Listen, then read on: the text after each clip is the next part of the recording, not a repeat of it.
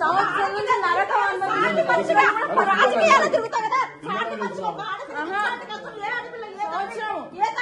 సంవత్సరం నుంచి కష్టపడుతున్నా. హాయిగా జిమ్కి వెళ్ళడం, తినడం, రావడము నాకు అయిపోయింది. చేసుకున్నా వదిలేసిన.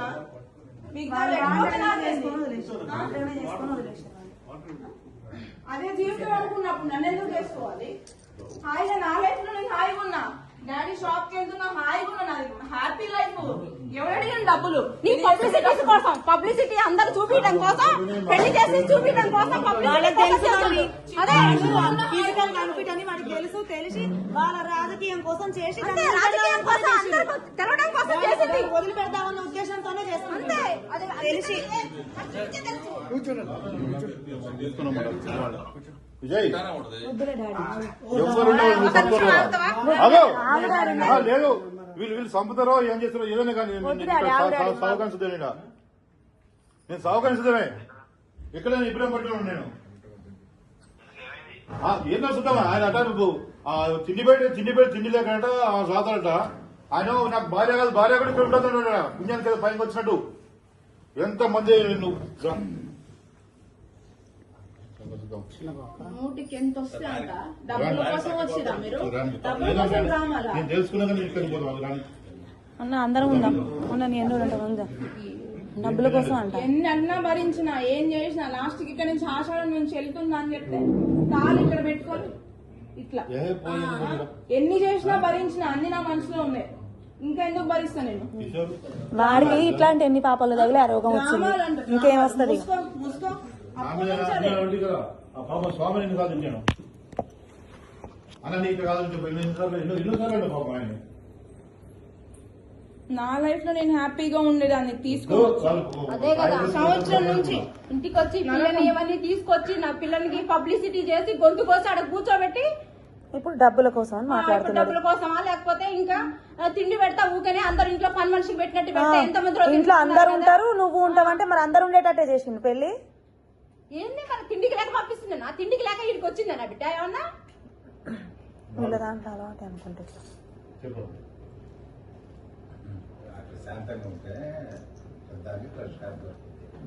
నేను ప్రతిసారి బిహేవియర్ నేను ప్రతిసారి బిహేవియర్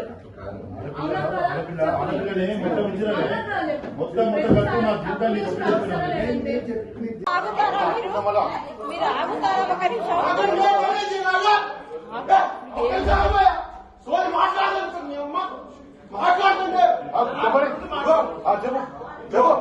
నీవే జరిగిన అన్యాయమే వేగనా. కానీ నీకు దెబ్బ తగిలింది. నీ నొప్పి మాకు నొప్పి రాదు, గుర్తు పెట్టుకో.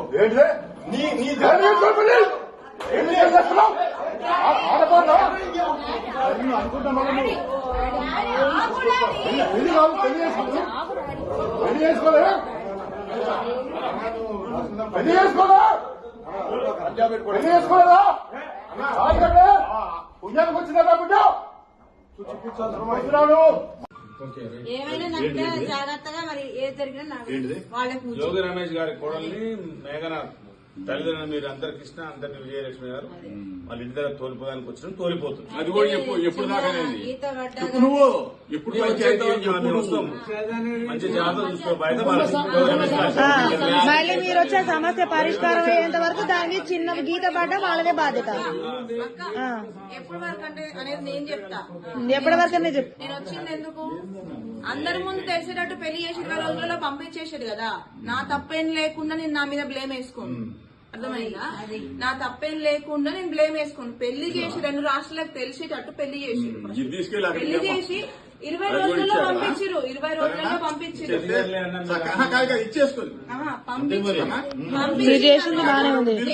నేను వచ్చిన డబ్బు గురించి కాదు, దేని గురించి వచ్చినా అంటే ఎంతమంది ముందైతే పెళ్లి చేసిరో అంతమంది ముందుగే తెలిసేటట్టు ఆ అమ్మాయి తప్పేం లేదు, మా తప్పు వల్లనే మేము వద్దనుకుంటున్నాం అని చేసిన రోజు నాకు న్యాయం జరిగినట్టు నా విషయంలో. అది దానికి వచ్చి అప్పటి వరకు ఇక్కడే ఉంటదా? దానికి రీజన్ నేను ఉండేదానికి రీజన్ అది.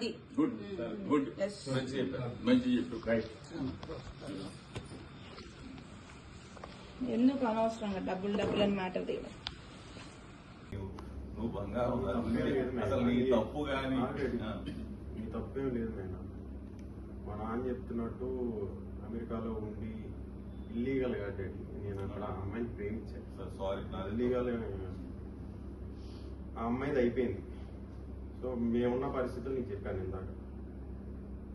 నిన్ను నేనేమి పెళ్లి చేసుకొని వదిలేద్దామని నేను చేసుకోలేదు. నాకున్న ఇంట్లో పరిస్థితుల వల్ల ఇంట్లో వీళ్ళని ఏదో సంతోష పెడదామని. సరే నేను పెట్టలేకపోతున్నా, అది వేరే విషయం. ఇప్పుడు నేను వాళ్ళు ఏమనుకున్నా, వాళ్ళు ఇప్పుడు ఏడ్చినా ఏం చేసినా నేను చేయడానికి ఏం లేదు ఇప్పుడైతే. అప్పుడు ఉన్న పరిస్థితుల్లో అందరి మాటలు విని అందరి అంటే ఆ వాతావరణానికి నేను ఆ ప్రెషర్ ఫీల్ అయ్యి నేను ఈ పెళ్లికి ఒప్పుకున్నా. ఒప్పుకొని నేను మంచిగా ఉందామని చేసుకున్నాను.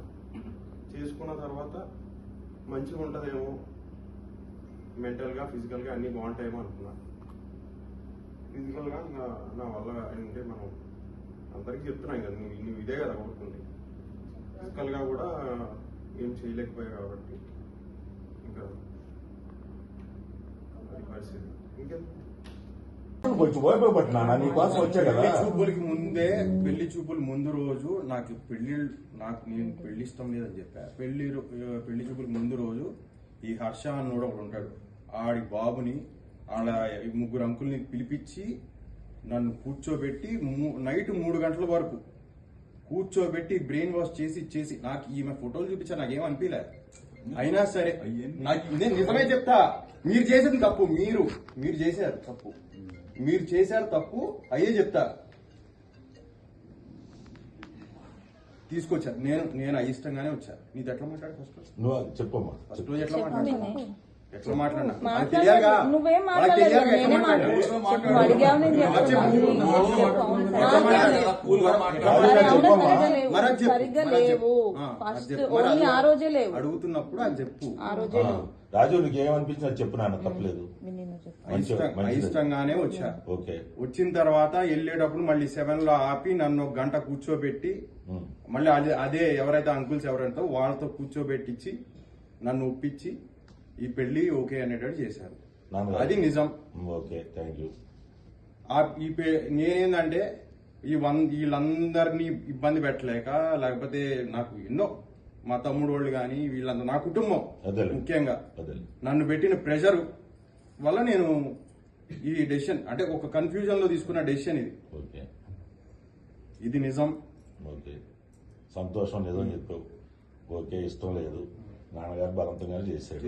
ఇప్పుడు మనం ఒకటమ్మా, మనం మగవాళ్ళం, ఆడపిల్ల జీవితం ఏం చేద్దాం చెప్పు, నువ్వే చెప్పు. ఏం చేద్దాం అంటే ఆ అమ్మాయి నష్టపోయింది, ఆ అమ్మాయి తప్పు, ఆ అమ్మాయి మంచిది కాదని నేను అనట్లే.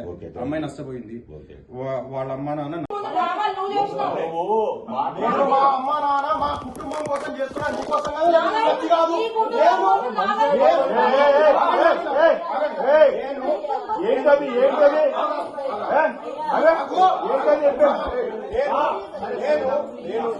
ఆగు, ఆమె ముఖం ఆమె ఫోటో చూసేనే వద్దు అని చెప్పా. నువ్వు 10 మందిని పిలిచి నన్ను బ్రెయిన్ వాష్ చేయించి తీసుకెళ్ళావా ఆమె దగ్గరికి?